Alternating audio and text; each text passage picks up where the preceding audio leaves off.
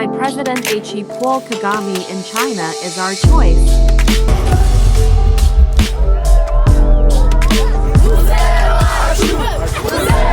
To be effective, state governance must be based on the values and expectations of citizens.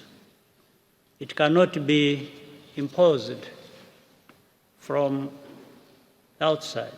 The Chinese experience in the poverty alleviation, development, and technology adoption offers many lessons for accelerating our modernization efforts.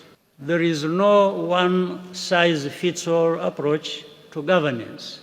Each country must chart its own path that aligns with its unique context, history, and aspirations.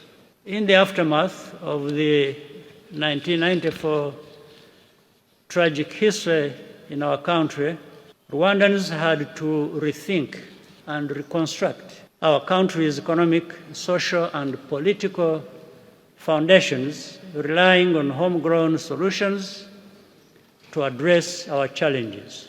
This journey of self-reliance has in fact allowed many productive partnerships to flourish between Rwanda and friendly nations, notably China, as well as many African countries. We are grateful for this steadfast support and collaboration, which manifests in many forms, including resource sharing, market access, and knowledge transfer.